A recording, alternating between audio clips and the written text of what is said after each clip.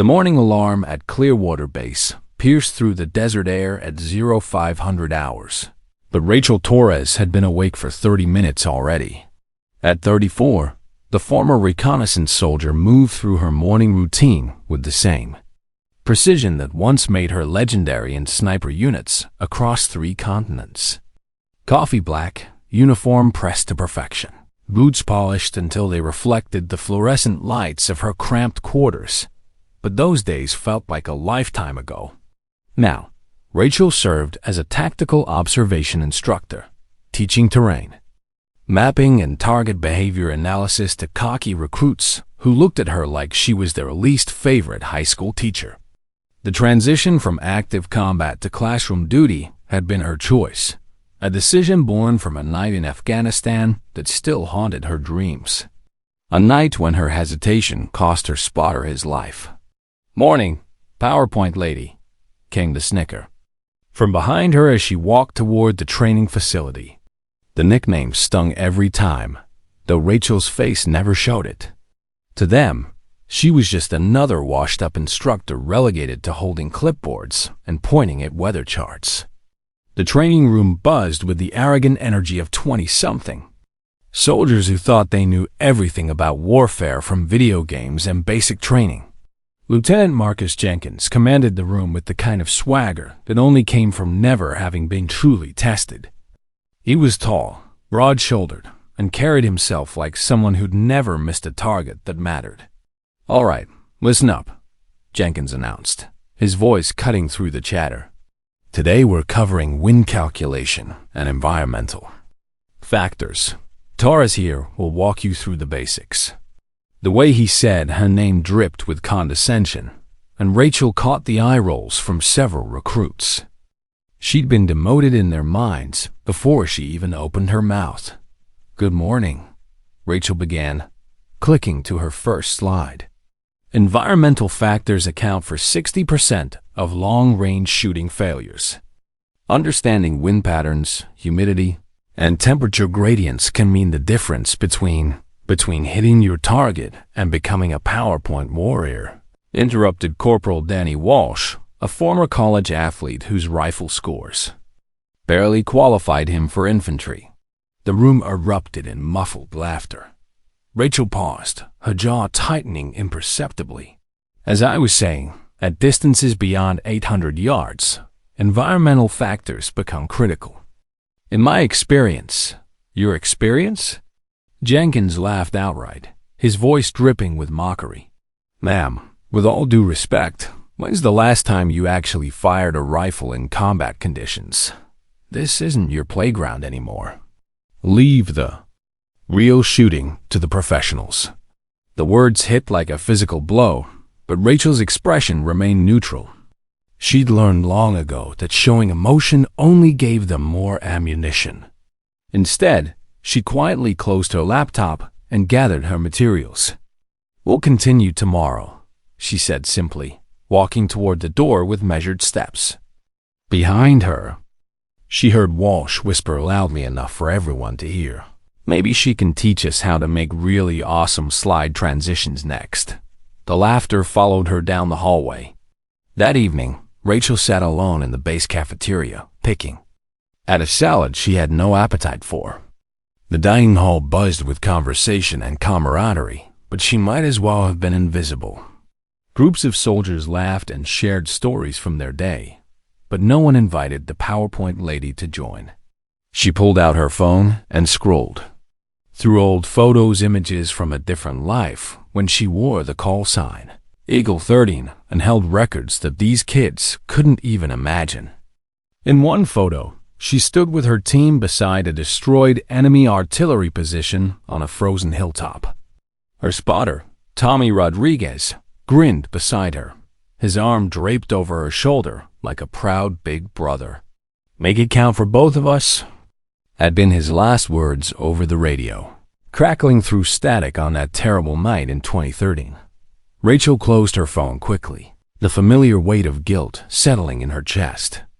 Later that night, when the base grew quiet and the desert air turned cold, Rachel made her way to the armory.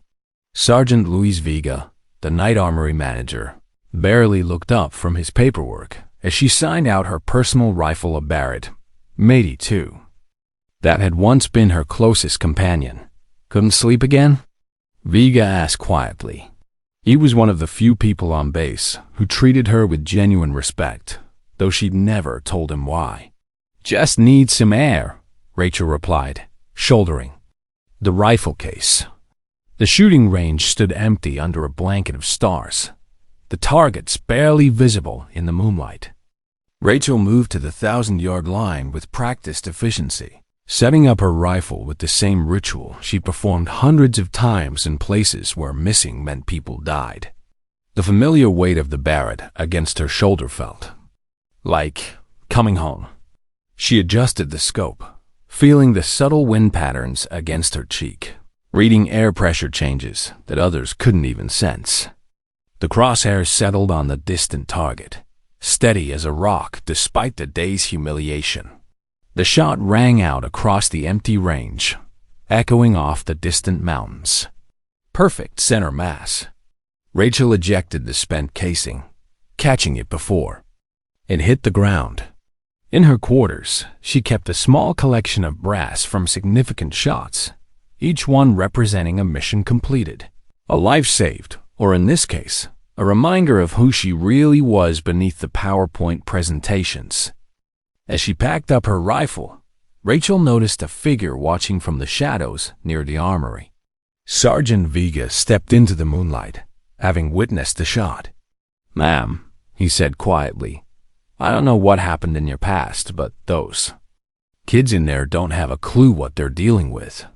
Rachel nodded once, slinging her rifle case over her shoulder.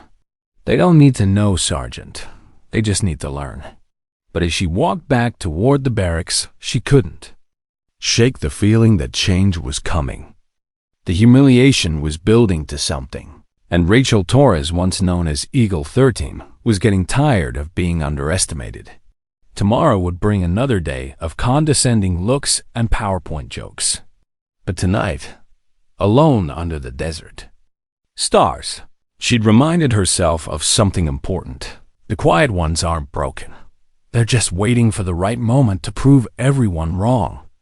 The next morning brought news that made Rachel's stomach drop. Colonel Patricia Mears, the base commander, had announced a special high-stakes training exercise scheduled for the following week. The exercise would simulate real combat conditions at 1,000 yards, with Pentagon observers coming to evaluate the unit's readiness for deployment. "This is our chance to shine, people," Lieutenant Jenkins announced to the assembled group, pacing in front of the classroom like a caged predator. "We're talking about career-making performance here. The brass wants to see what Clearwater Base can do." Rachel sat in the back of the room, officially assigned as Environmental Support Observer, a fancy title. That essentially meant she'd be holding spotting scopes and recording wind conditions while the men did the real shooting. Corporal Walsh raised his hand with a smirk. "Sir, will the PowerPoint lady be giving us a presentation on how to hit targets, or can we skip straight to the actual shooting?" The room erupted in laughter, and Jenkins didn't even try to hide his grin. "Corporal Walsh, I think we can handle the marksmanship without a lecture on slide formatting." Rachel felt heat rise in her cheeks, but kept her expression neutral. She'd endured worse than this, much worse. But something about the casual cruelty of it, the way they dismissed years of sacrifice and service, made her hands clench beneath the desk. After the briefing, Rachel overheard a conversation that made her blood run cold. Jenkins was talking to Staff Sergeant Mike Patterson, the exercise coordinator, near the coffee machine. "Look, I don't want her anywhere near the firing line," Jenkins said in a low voice. "Bad enough we have to have her there at all. Last thing we need is some washed-up instructor trying to show off in front of the Pentagon guys." Patterson nodded. "I'll make sure she stays in the observation tower, far away from anything important." "Good. This exercise is too important to risk on someone who couldn't cut it in the real world." Rachel turned away before they could see her, but the words echoed in her mind for the rest of the day. Couldn't cut it in the real world. If only they knew what the real world had actually cost her.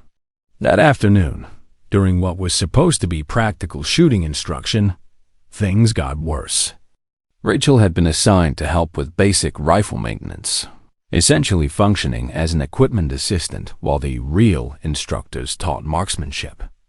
"Hey, PowerPoint?" called out Private Jason Burke, a recent arrival from basic training who somehow thought his 8 weeks of military experience made him an expert. "Can you grab us some cleaning rods? The instructors need to show us how real soldiers maintain their weapons." The emphasis on real soldiers was deliberate and cruel. Several other recruits chuckled, and Rachel saw Jenkins watching from across the range, making no effort to correct the disrespect.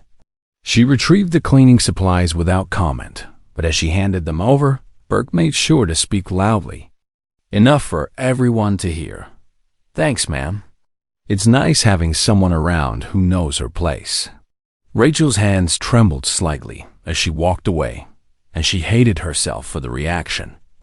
She'd faced enemy snipers without flinching, had held her position under artillery fire, but somehow the casual cruelty of these kids cut deeper than bullets ever had.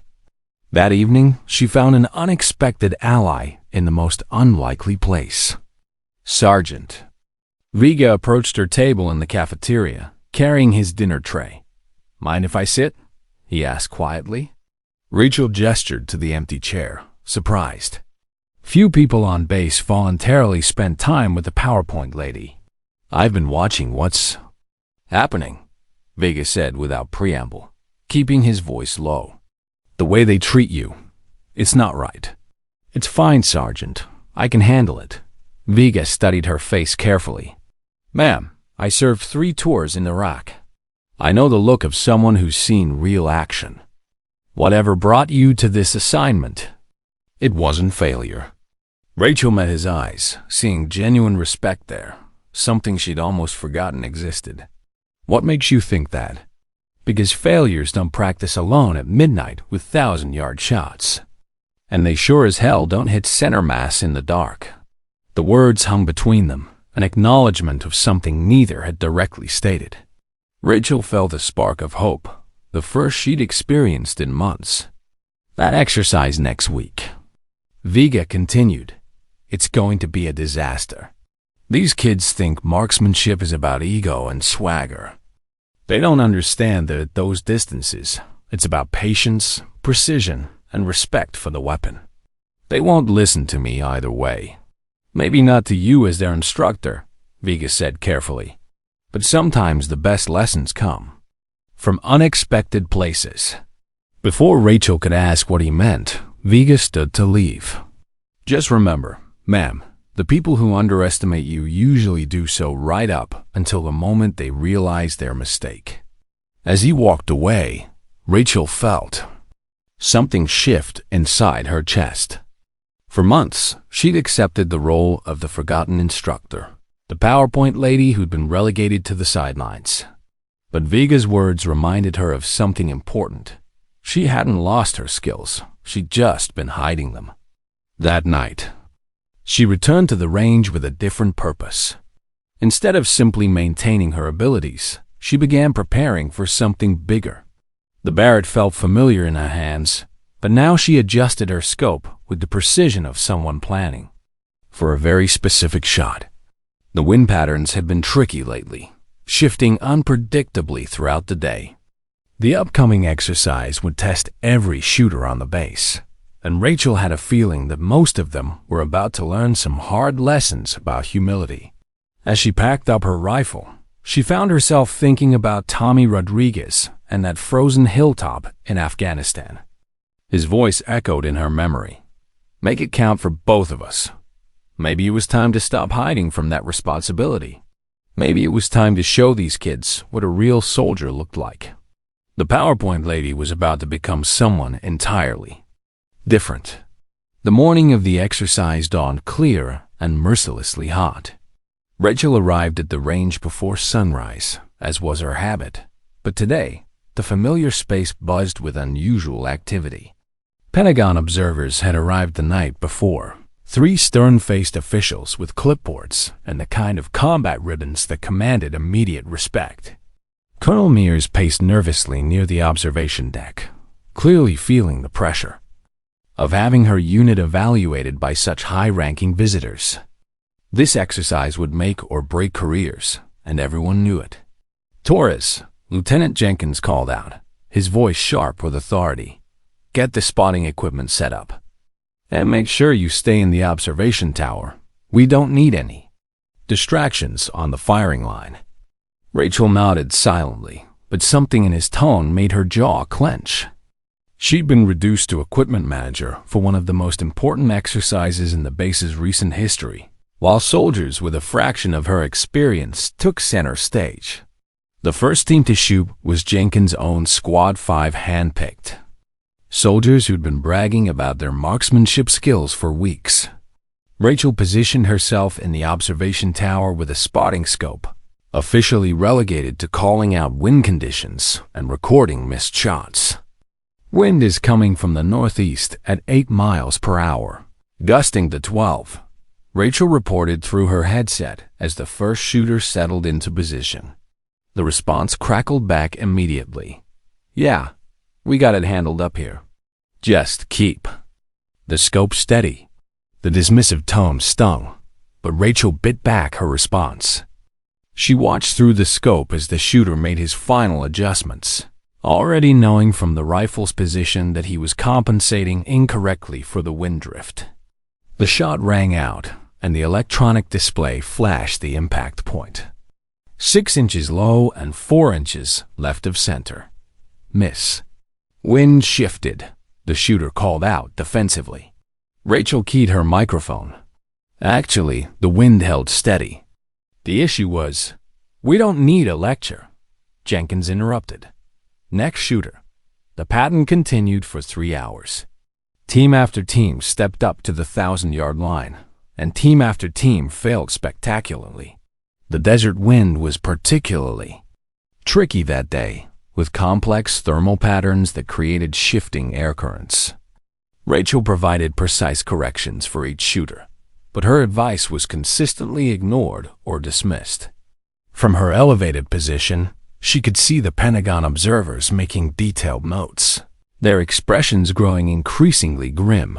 Colonel Mears looked like she was developing an ulcer. The breaking point came when Corporal Walsh stepped up for his shot. He'd been particularly vocal about his abilities, claiming he could outshoot any instructor on this base with one eye closed. Rachel studied the wind patterns through her scope, noting a significant shift in the thermal currents. "Corporal Walsh, the wind is changing. You'll need to adjust your elevation and add 3 minutes of angle to the right for windage." Walsh's response was loud enough for everyone to hear. "Thanks for the advice, PowerPoint lady, but I think I know how to read wind better than someone who spends all day making presentations." The entire firing line erupted in laughter, and Rachel felt something snap inside her chest. She'd endured months of condescension and disrespect, but having her expertise dismissed in front of Pentagon observers, when lives could theoretically depend on these skills, crossed a line she hadn't known existed. "Corporal Walsh," she said, quietly into her microphone, "I'm trying to help you succeed." "Help me succeed?" Walsh laughed, looking up at the observation tower. "Lady, the only thing you're qualified to help me with is making bullet points for a briefing slide." The laughter grew louder, and Rachel saw Lieutenant Jenkins grinning like this was the best entertainment he'd had all week. Even some of the other instructors were smirking, apparently finding the humiliation amusing. Rachel clicked off her microphone and watched in silence as Walsh fired his shot. The bullet struck the dirt 12 inches left of the target, exactly where she'd predicted. It would go based on his incorrect wind compensation. "Damn scope must be off," Walsh muttered, but his voice carried less confidence now. By noon, not a single shooter had managed to hit the center ring at 1,000 yards. The Pentagon observers were openly frowning, and Colonel Mears looked like she wanted to disappear into the desert sand. Rachel sat alone during the lunch break, picking at a sandwich she couldn't taste. The humiliation of the morning played on repeat in her mind, not just today's events, but months of accumulated disrespect and dismissal.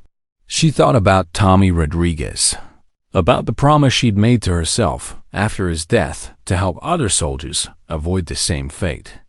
How could she honor that promise when no one would listen to her?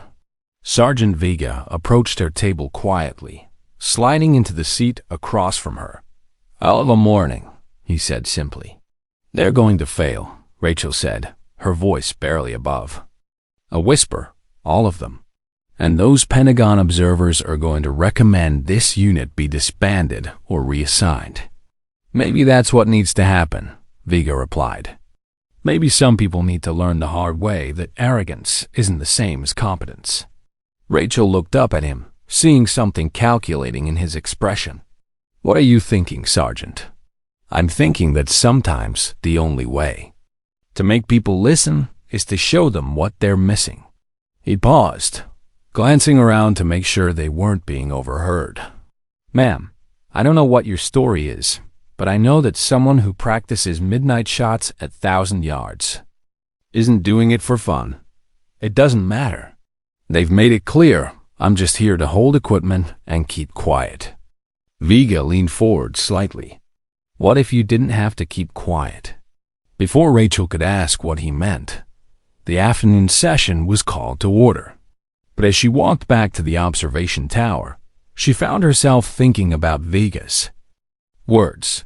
The equipment she was holding included a rifle her own Barrett M82, which she'd signed out that morning as backup in case any of the primary weapons malfunctioned. The afternoon brought more of the same missed shots, ignored advice, and growing frustration from the Pentagon observers.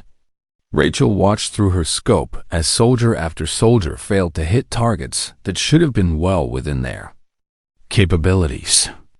As the sun began to sink toward the horizon, Colonel Mears called for a final round of attempts. This was the last chance for anyone to demonstrate that Clearwater Base deserved its reputation. Lieutenant Jenkins stepped up to the firing line himself, clearly intending to salvage something from the disaster. Rachel provided wind corrections that he ignored, elevation adjustments that he dismissed, and humidity warnings that he brushed off with visible annoyance. His shot missed by 8 inches. The range fell silent except for the desert wind and the distant hum of the observation deck's air conditioning. Colonel Mears looked like she was about to be sick. That's when Sergeant Vega's voice crackled over the radio. "Colonel, respectfully request permission for Instructor Torres to demonstrate proper shooting technique."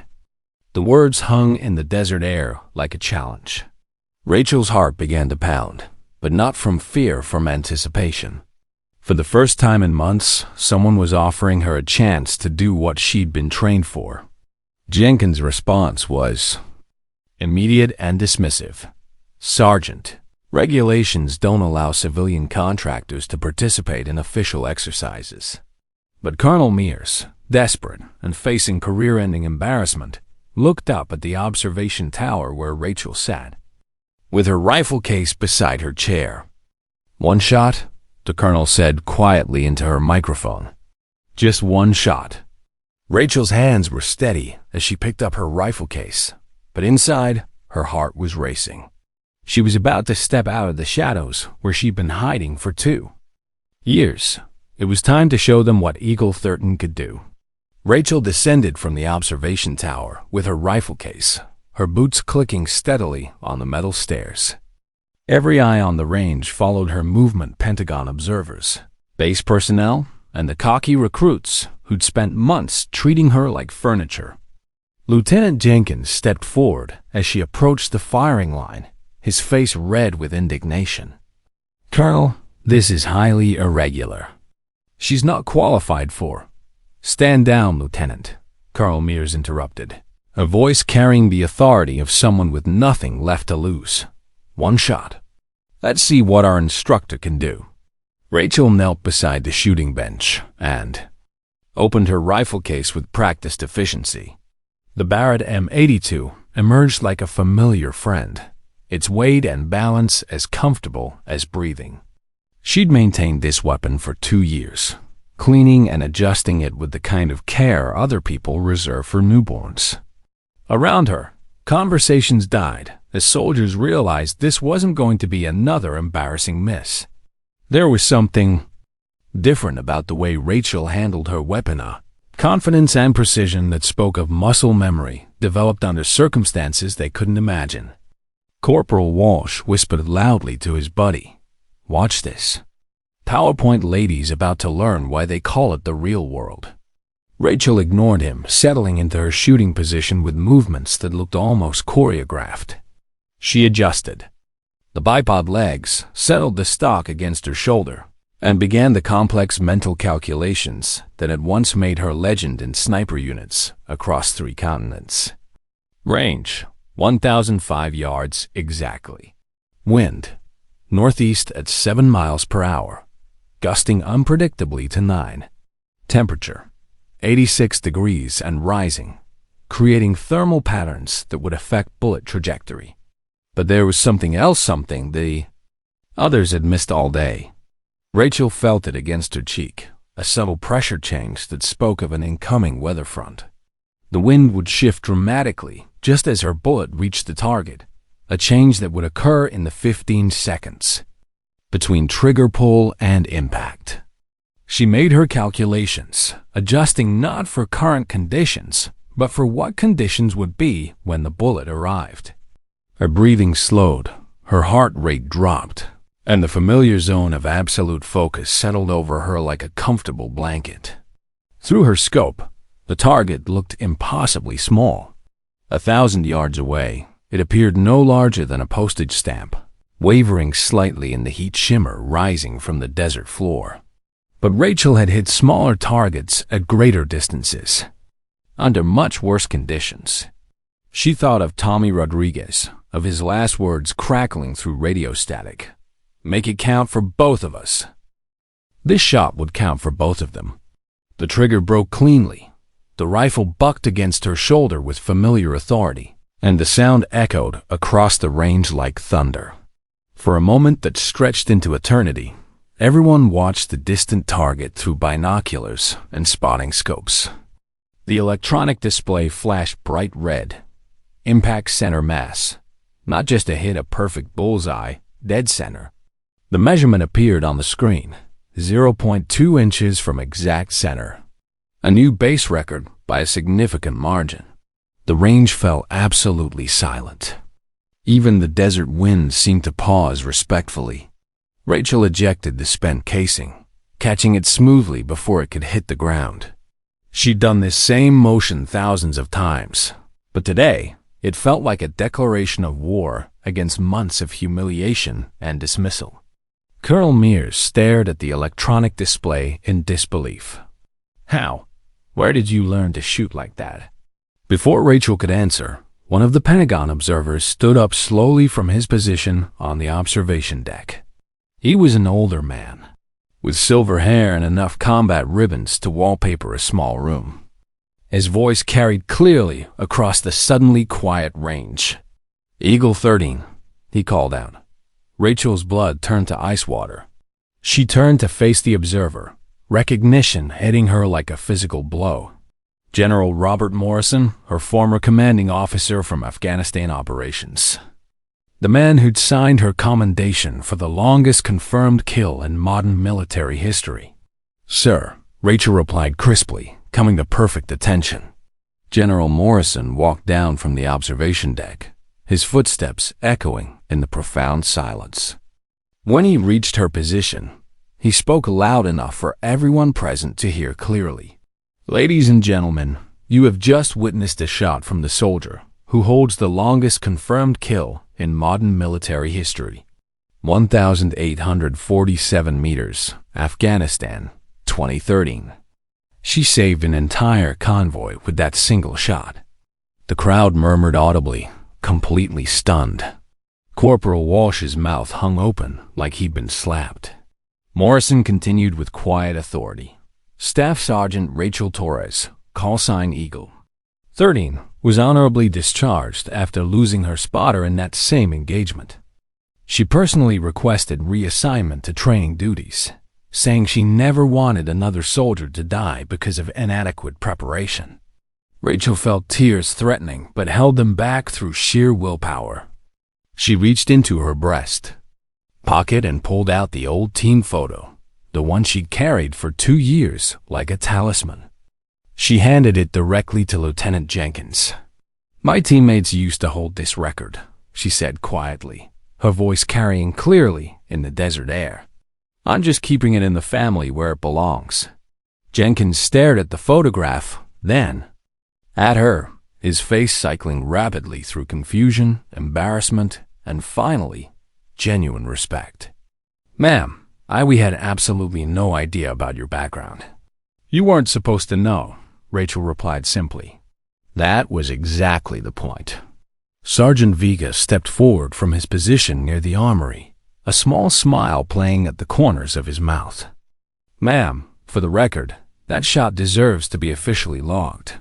New base record, witnessed by Pentagon observers." Rachel looked around at the faces surrounding her soldiers, who had spent months treating her like an incompetent civilian contractor, now realizing they'd been in the presence of a genuine war hero. The transformation in their expressions was almost comical. But more importantly, she saw something else in their eyes: respect. The kind of respect that had to be earned, not demanded. General Morrison placed a hand on her shoulder.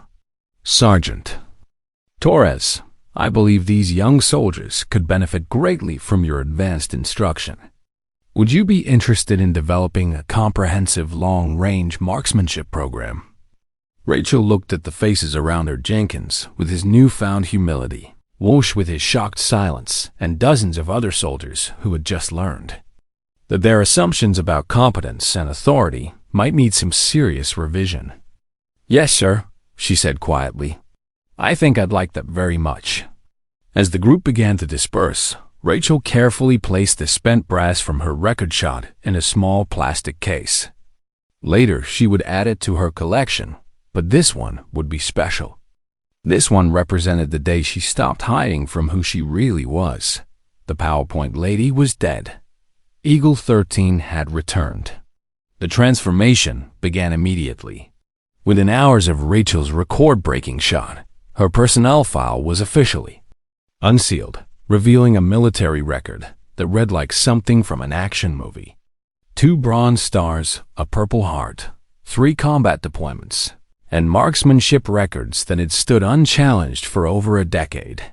The legendary call sign Eagle 13 appeared back on the training roster, replacing the generic tactical observation instructor that had defined her existence for 2 years. But Rachel didn't gloat. She didn't rub their faces in their mistakes or demand apologies for months of disrespect. Instead, she quietly returned to her quarters and began planning the kind of advanced training program these soldiers actually needed. The next morning brought a steady stream of visitors to her small office. Lieutenant Jenkins was the first to arrive, hat in hand and looking genuinely ashamed. "Ma'am," he began, his usual arrogance replaced by uncomfortable humility, "I owe you an apology." "We all do. I was completely wrong about you, and my behavior was inexcusable." Rachel looked up from the training curriculum she was developing. "Lieutenant, you treated me exactly how you saw me. That's not entirely your fault. But it is my fault that I never bothered to look deeper. A good officer should recognize talent and experience wherever it comes from." He paused, clearly struggling with words. "Ma'am, I'd like to formally request that you lead the Advanced Sniper course next month. If you'll have me, I'd like to be your first student." The request surprised Rachel more than she cared to admit.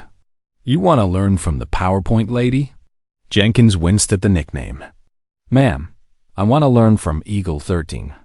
There's a difference, and I should have seen it months ago." Over. The next few days, similar conversations occurred with increasing frequency. Corporal Walsh appeared at her door, looking like a scolded child, asking if he could join her advanced training sessions. Private Burke, who had made the crack about knowing her place, requested permission to shadow her during range maintenance, to learn proper rifle care from someone who actually understood the weapons. But the most meaningful visit came from an unexpected source. A young female recruit named Amanda Pierce knocked tentatively on Rachel's door one evening, her uniform crisp, but her expression nervous. "Ma'am, I wanted to thank you," Pierce said quietly. "I almost quit last month. Thought I wasn't cut out for this life. But seeing what you accomplished, it changed my entire perspective." Rachel gestured for her to sit down. "What exactly changed your mind?" "You proved that being underestimated isn't the same as being unable. Sometimes the quiet ones are just waiting patiently for the right moment." The words hit Rachel harder than she expected. This young woman had seen something in that moment on the range that went beyond marksmanship. She'd seen a lesson about perseverance and hidden strength. "The right moment finds you when you're properly prepared for it," Rachel replied. "Keep training hard." As Pierce left with renewed purpose, Rachel realized that her record shot had accomplished something more important than breaking base records. It had shown these young soldiers that competence comes in many forms, and that the people you overlook might be the ones with the most to teach you. The unofficial Eagle Watch Club formed organically within days. A group of soldiers who genuinely wanted to learn what real combat experience looked like began requesting additional tactical observation training sessions. They asked intelligent questions about wind reading, about patience, about the crucial mental preparation required for long-range precision work under extreme stress. More importantly, they learned about genuine respect, about not judging someone by their current position but by understanding the difficult journey that brought them there. Sergeant Vega became Rachel's unofficial second-in-command for the new training program. His support during the darkest months had not gone unnoticed, and Rachel made sure he received proper recognition for his role in her return to prominence. "You knew all along, didn't you?" she asked him one evening as they cleaned rifles together in the armory. "I suspected," Vega admitted. "Nobody maintains a Barrett with that level of care unless they've used it to save lives." And those midnight practice sessions told their own story. "Why didn't you say something sooner?" Vega was quiet for a moment, carefully cleaning a bolt assembly. "Ma'am, some lessons have to be learned the hard way. These kids needed to discover for themselves that arrogance isn't the same as competence." Rachel nodded, understanding the wisdom in his approach. A direct confrontation would have created resentment and defensiveness. Instead, her demonstration had forced them to confront their own assumptions and prejudices. Word of the record shot spread rapidly through the military community. Other bases began specifically requesting Eagle 13 as a guest instructor, eager to learn her innovative techniques for reading environmental conditions. Her methods for calculating wind drift and thermal effects became standard curriculum at sniper schools across the country. Yet Rachel remained fundamentally unchanged. She still arrived early, stayed late, and treated every single student with the same quiet professionalism. She never spoke about Afghanistan unless directly asked, and even then her answers focused on lessons learned rather than personal glory. The range became a different place entirely. Where once there had been swagger and boasting, now there was respectful attention to detail. Students listened carefully to instruction, asked thoughtful questions, and approached their training with the seriousness it deserved. But perhaps the most important change was subtle. The culture of the base had shifted from one that valued bravado to one that recognized genuine expertise. The PowerPoint lady jokes disappeared entirely, replaced by respectful acknowledgement of Rachel's unique knowledge and experience. One evening, as Rachel was methodically cleaning her rifle after a training session, she found herself thinking about that moment on the range. The shot itself had been important, But the real victory was what came after.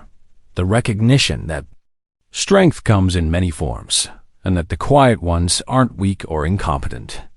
They're just waiting patiently for the right moment to change everything. Colonel Mears had personally thanked her for saving the unit's reputation with the Pentagon observers. The base was now being considered for advanced training missions. That would have been impossible before Rachel's demonstration of expertise. But for Rachel, the real satisfaction came from seeing her students develop into confident soldiers who understood that marksmanship was about more than hitting targets. It was about the responsibility that came with that level of skill. Tommy Rodriguez would have been proud. 3 weeks after the record shot, Rachel received news that would test everything she'd rebuilt. A formal investigation had been quietly launched into the training methods at Clearwater Base, triggered by complaints filed by Lieutenant Jenkins and 2 other instructors who had witnessed Rachel's unprecedented rise from civilian contractor to lead instructor. The irony wasn't lost on her. The same people who had dismissed and humiliated her were now questioning whether her rapid elevation was appropriate, despite the fact that they had simply been unaware of her actual qualifications. The investigation was being led by Inspector General Colonel Patricia Hayes, a stern woman with a reputation for thorough, unforgiving reviews of military protocol. She arrived on a Tuesday morning with a team of 3 assistants and immediately requested all personnel files, training records, and witness statements from the past 6 months.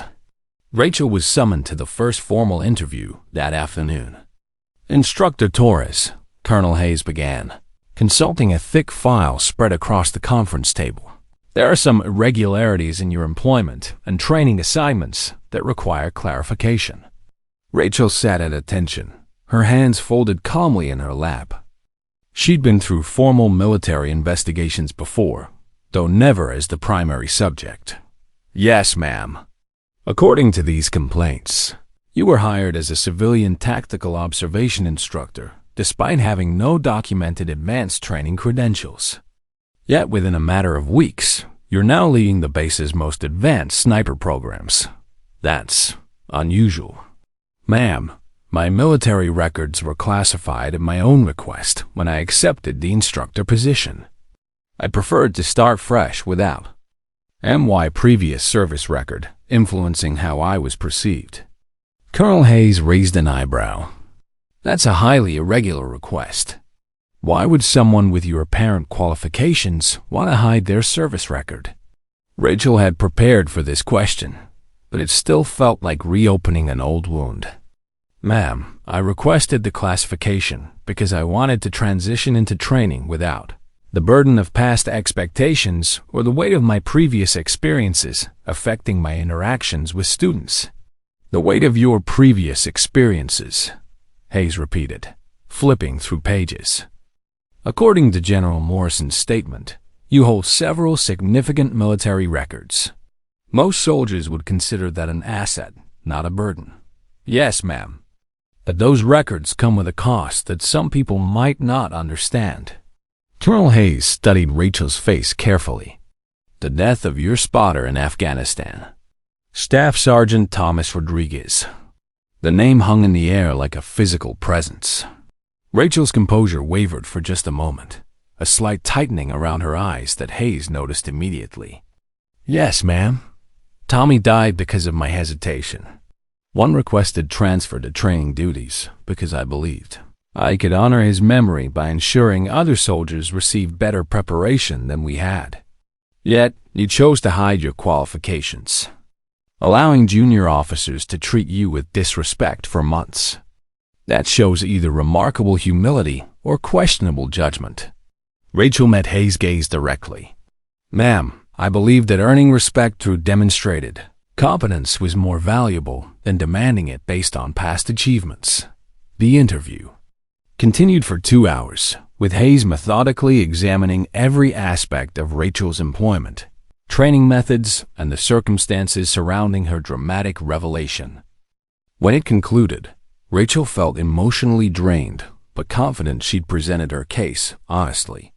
The real blow came the next day. Lieutenant Jenkins requested a private meeting, his demeanor noticeably different from their recent interactions.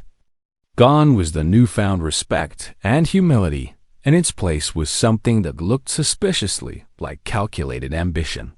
"Rachel," he began, deliberately using her first name instead of her rank or title, "I want you to know that I had nothing to do with this investigation. But since it's happening, there are some things we need to discuss." Rachel remained standing, sensing danger in his casual tone. "Such as?" "Well, the fact is, your little demonstration was impressive, but it doesn't change the fundamental problems with how this situation was handled. You misrepresented yourself for months, allowed the unit to operate under false pretenses, and then staged what amounts to a publicity stunt to embarrass your colleagues." The words hit like a slap. Staged a publicity stunt? Jenkins shrugged, his old arrogance returning now that he thought he had the upper hand. "Come on, Rachel. You could have corrected our assumptions at any time. Instead, you let us dig our own graves so you can have your dramatic moment of glory. That's not leadership, that's manipulation." Rachel felt something cold settle in her stomach. This was a calculated attack, designed to reframe her patient endurance as deliberate deception and her moment of vindication as selfish grandstanding. "Lieutenant, I never misrepresented anything. I simply didn't volunteer information that wasn't requested." "Semantics," Jenkins replied dismissively. "The point is, your behavior has created a hostile work environment and undermined unit cohesion. Several of us have discussed this, and we believe it would be best for everyone if you return to your original role as basic instructor." The mask had slipped completely now. Jenkins wasn't apologetic or humbled. He was threatened by Rachel's elevation and was using the investigation as cover to tear her down again. "I see," Rachel said quietly. "And if I refuse? Then this investigation is going to become very thorough. Questions about whether you were psychologically fit for your original assignment, whether your classified status was legitimate, whether the base was negligent in hiring someone with undisclosed PTSD issues." His smile was cold and calculating. These things have a way of following people throughout their careers. Rachel understood perfectly. This was blackmail, wrapped in the language of military protocol and concern for unit welfare. Jenkins and his allies were trying to force her back into the shadows where they could control her. But they had made one critical error. They assumed she was the same broken woman who had arrived at Clearwater Base 2 years ago. She wasn't. "Lieutenant," Rachel said, her voice carrying a steel edge that made Jenkins instinctively step back. "I think you should be very careful about the path you're choosing." "Is that a threat?" "It's advice. From someone who has a lot more experience with investigations than you might think."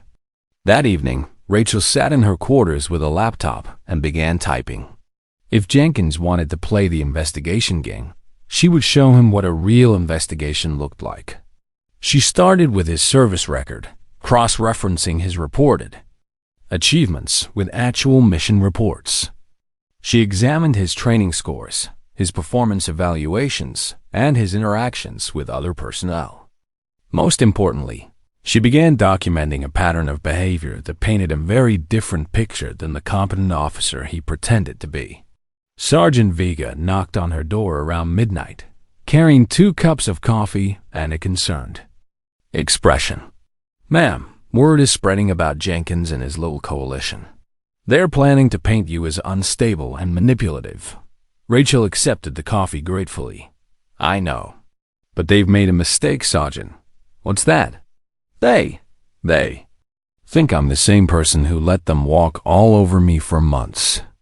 They don't understand that humility and weakness aren't the same thing." Vega smiled grimly. "What do you need me to do?" "Help me gather some information. I have a feeling that when Colonel Hayes digs deep enough, she's going to find some very interesting patterns." As Vega left to begin his own investigation, Rachel returned to her laptop. She thought about Tommy Rodriguez and his final words. Make it count for both of us. This was going to count for both of them. Jenkins had declared war, not realizing he was fighting someone who had survived much worse battles than his petty office politics. The PowerPoint lady might have accepted his abuse quietly, but Eagle 30 had different rules of engagement. The real reckoning was about to begin. The investigation reached its climax exactly 1 week later in the base conference room. Colonel Hayes had assembled all relevant personnel for what she termed clarification proceedings, a formal hearing to address the conflicting accounts and determine the appropriate course of action. Rachel entered the room to find herself facing what looked like a tribunal.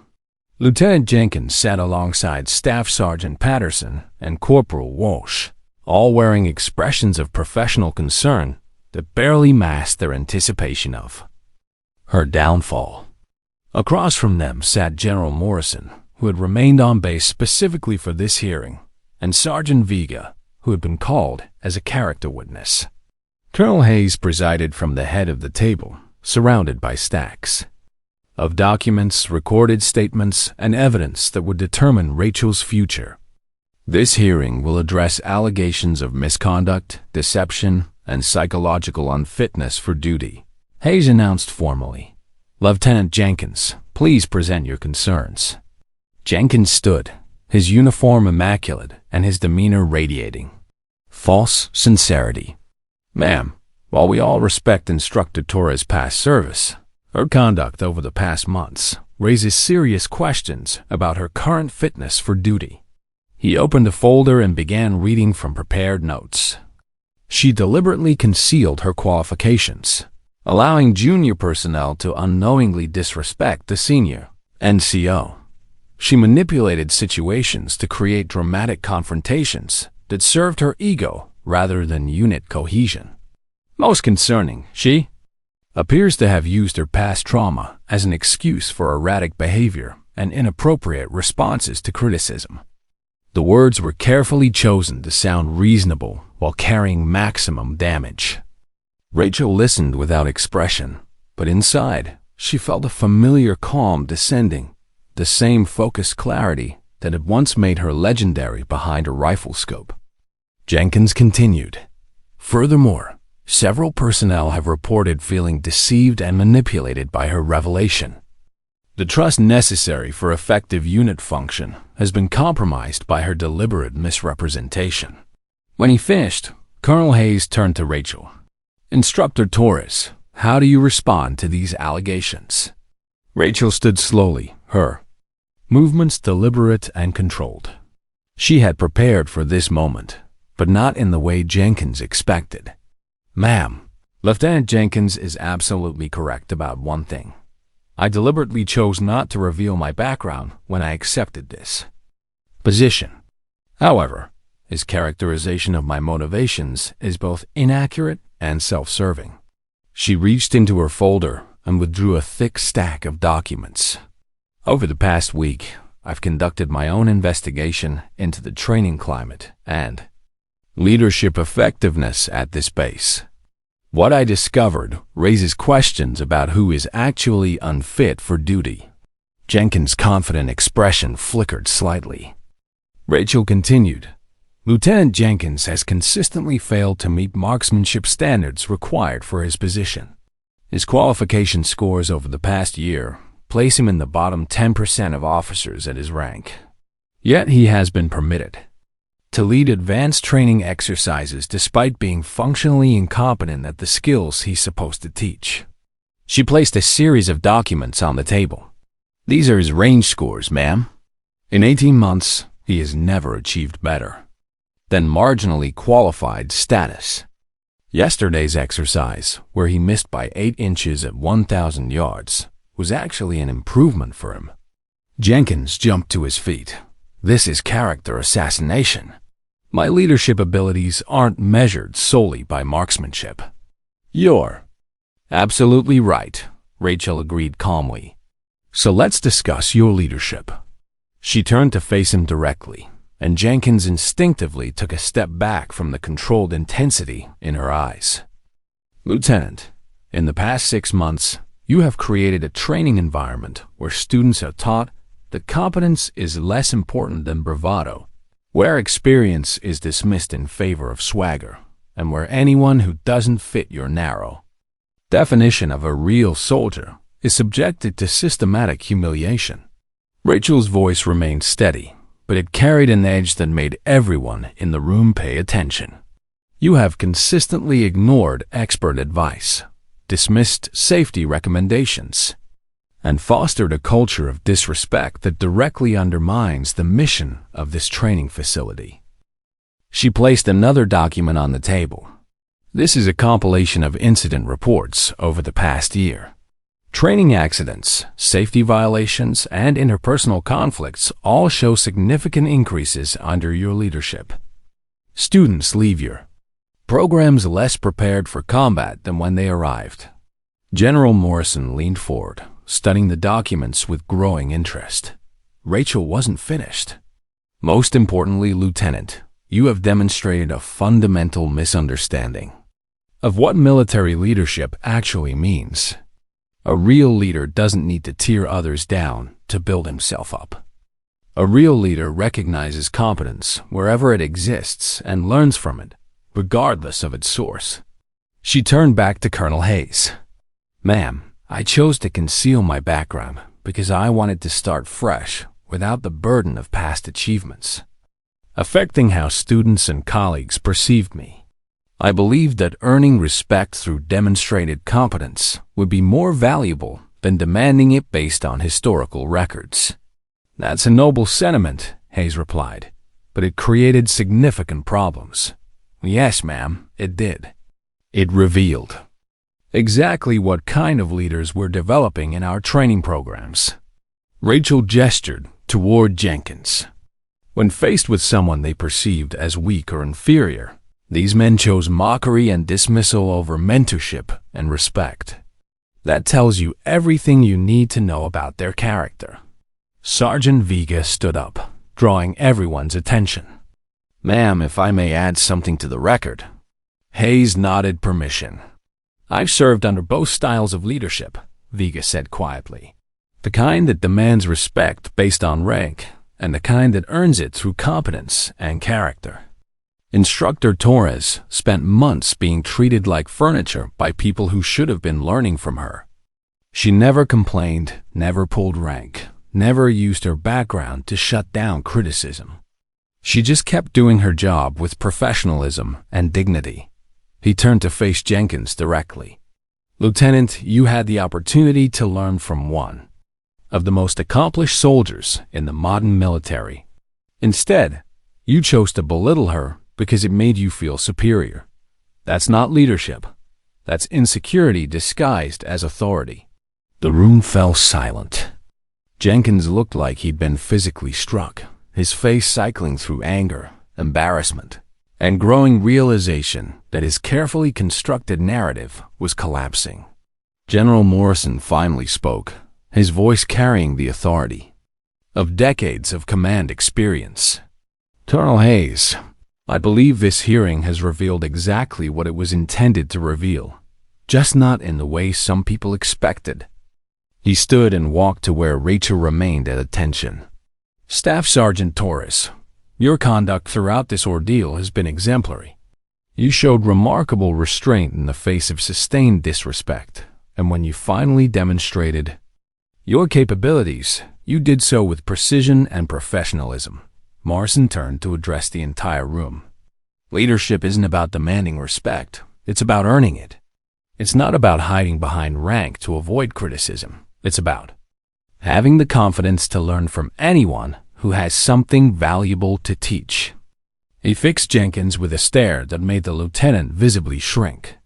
"Lieutenant, your behavior throughout this situation has been a textbook example of insecure leadership. You have wasted months dismissing valuable expertise because it threatened your ego." Colonel Hayes reviewed her notes one final time before rendering her decision. "Based on the evidence presented, I find no misconduct on the part of Instructor Torres. Her choice to conceal her background, while unusual, was within her rights and does not constitute deception. She turned to Jenkins. However, Lieutenant, your leadership methods and treatment of subordinates require immediate correction. You will be reassigned to a staff position pending completion of a comprehensive leadership development program. Jenkins opened his mouth to protest, but Hayes cut him off with a gesture. Furthermore, Instructor Torres will be formally recognized for her contributions to this base and promoted to lead the new Advanced Combat Training Center. As the hearing concluded and people began filing out, Jenkins approached Rachel 1. Last time, his arrogance had been replaced by something that might have been genuine remorse. Rachel, Sergeant Torres, I was wrong about everything. Rachel studied his face, seeing for the first time what might be the beginning of actual humility. Lieutenant, she said quietly, being wrong isn't the problem. Refusing to learn from your mistakes is.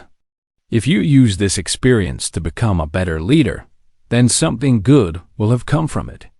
As Jenkins walked away, shoulders slumped in defeat, Rachel felt a complex mix of satisfaction and sadness. She had won, but the victory felt hollow. Too many opportunities for mutual respect and learning had been wasted on petty ego conflicts. General Morrison placed a hand on her shoulder. Eagle 13, you handled that exactly right. Tommy Rodriguez would have been proud. For the first time in years, Rachel felt the crushing weight of guilt begin to lift from her shoulders.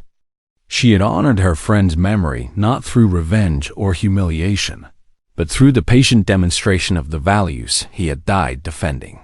The PowerPoint lady was truly dead. In her place stood someone stronger, a leader who had learned that real strength sometimes means allowing others to underestimate you until the moment when it matters most. 6 months after the investigation, Clearwater Base had transformed into something entirely different. The new Advanced Combat Training Center occupied a state-of-the-art facility that other military installations came to study and emulate. Students arrived from bases across the country specifically to train under the legendary Eagle 13. Rachel stood in her new office, watching through the window as a group of young soldiers practiced wind-reading techniques on the range below. The morning sun cast long shadows across the desert, and she could see the heat shimmer already beginning to rise from the sand conditions that would challenge even experienced marksmen. A knock at her door interrupted her observations. Come in. Amanda Pierce entered, now wearing sergeant's stripes and the confident bearing of someone who had found her place in the military. She carried a folder and wore the kind of smile that suggested good news. Ma'am, the latest graduation scores from the Advanced Sniper program. She placed the folder on Rachel's desk with obvious pride. 93% qualification rate, with average scores improving by 40% over previous programs. Rachel opened the folder, scanning the detailed statistics. The numbers told a story of systematic improvement in both technical skills and leadership development. But more importantly, the student evaluation comments revealed something else: respect for the process, understanding of the responsibility that came with advanced training, and appreciation for instructors who demanded excellence rather than settling for mediocrity. Outstanding work, Sergeant Pierce. How are the new instructors adapting? Very well, ma'am. Lieutenant Martinez has really embraced the collaborative teaching model, and Staff Sergeant Williams says it's the first time he's actually enjoyed training duty. Rachel nodded, pleased but not surprised. The new culture they'd built at Clearwater emphasized mentorship over dominance, competence over bravado, and respect earned through demonstrated ability rather than demanded through rank. Lieutenant Jenkins, now Captain Jenkins, appeared in the doorway, waiting for permission to enter. His reassignment to staff duties had initially felt like career suicide, but the leadership development program had genuinely changed him.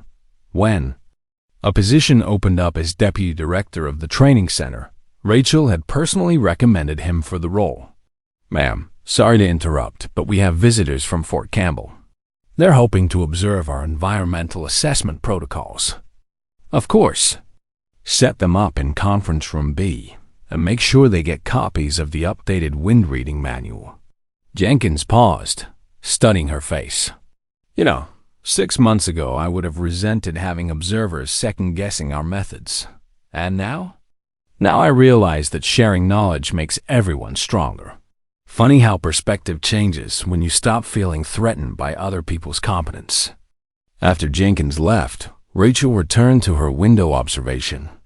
The young soldiers below were struggling with a particularly tricky wind pattern, but she could see them applying the systematic approaches she'd developed, measuring, calculating, adjusting, and most importantly, listening to advice from more experienced shooters. Her phone buzzed with a text message from an unknown number. Saw the article about the training center in Army Times. Tommy would be proud. Keep making it count. Maria Rodriguez. Rachel stared at the message for a long moment. Tommy's sister had reached out only once before, shortly after his death, to thank Rachel for bringing him home. That she had followed Rachel's career and taken the time to acknowledge her work meant more than any official commendation ever could. That evening, Rachel made her usual visit to the range. The desert air was cooling, and the targets stood silhouetted against the sunset like sentinels guarding the day's accomplishments. She no longer came here to escape or to prove herself. Now it was simply a place of peace and reflection. Sergeant Vega joined her, as had become their tradition. He'd been promoted to Rangemaster and had become one of the most respected instructors on the base.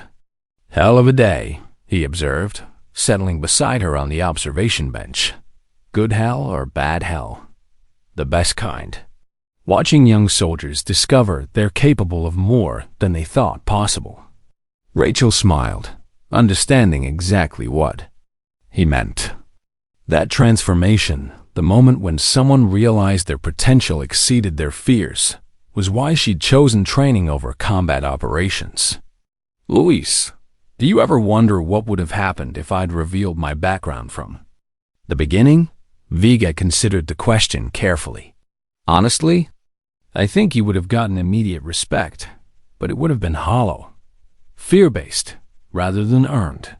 And those kids would never have learned the lesson they needed most, which was that competence comes in many forms, and the people you overlook might be the ones with the most to teach you." A group of students approached from the direction of the barracks, led by Corporal Walsh, now a senior instructor who specialized in teaching humility alongside marksmanship. His transformation had been perhaps the most dramatic of anyone's. "Ma'am," Walsh called out, "we're heading to the commissary for dinner. Would you and Sergeant Vega like to join us?" The invitation was genuine, warm, and would have been unthinkable 6 months earlier. Rachel considered declining. She valued her solitude, but something about the eager faces of the young soldiers changed her mind. "We'd be honored," she replied. As they walked toward the commissary together, Rachel found herself surrounded by animated conversations about wind patterns, thermal effects, and the mental preparation required for precision shooting. These soldiers weren't just learning technical skills, they were developing the mindset and character that would make them effective leaders. At dinner, the conversation inevitably turned to the story that had become legend on the base. The day the PowerPoint lady revealed herself as Eagle 13. But the students weren't interested in the dramatic moment of the record shot. They wanted to understand the patience and discipline that had made it possible. "Ma'am," asked Private Jackson, a young woman who reminded Rachel of herself at that age, "how did you stay motivated during those months when everyone was treating you badly?" Rachel set down her coffee cup, considering her answer carefully. "I remembered that their opinion of me didn't define my worth. I had a mission to honor my friend's memory by helping soldiers become better prepared for combat. That mission was more important than my ego. But didn't it hurt when they called you names and dismissed your advice? Of course it hurt, but I learned something important. The people who underestimate you usually do so right up until the moment they realize their mistake. Sometimes the most powerful response isn't to fight back immediately. It's to let your work speak for itself. As the evening wound down and the students gradually drifted away, Rachel found herself thinking about the journey that had brought her to this moment. The pain of losing Tommy, the isolation of her early months at Clearwater, the humiliation of being dismissed and ignored, and finally, the satisfaction of proving her worth. All of it had led to something better than revenge or vindication. It had led to purpose. Walking back to her quarters under a canopy of desert stars, Rachel felt a profound sense of peace. She still carried the weight of her friend's death, and probably always would. But that weight no longer felt like a burden. It felt like a responsibility, one she was honoring every day through the soldiers she trained and the leaders she helped develop. In her quarters, she opened the glass display case that held her collection of spent brass casings. Each one represented a significant moment, a mission completed, or a lesson learned. She added the casing from that day's demonstration shot, not because it was technically impressive, but because it represented something more important. The moment when patience and perseverance had triumphed over arrogance and prejudice. Below it, she updated the small placard she'd written months earlier. I don't shoot to win competitions. I shoot so others don't have to suffer what I've endured. As she prepared for bed, Rachel's phone buzzed with one final message of the day.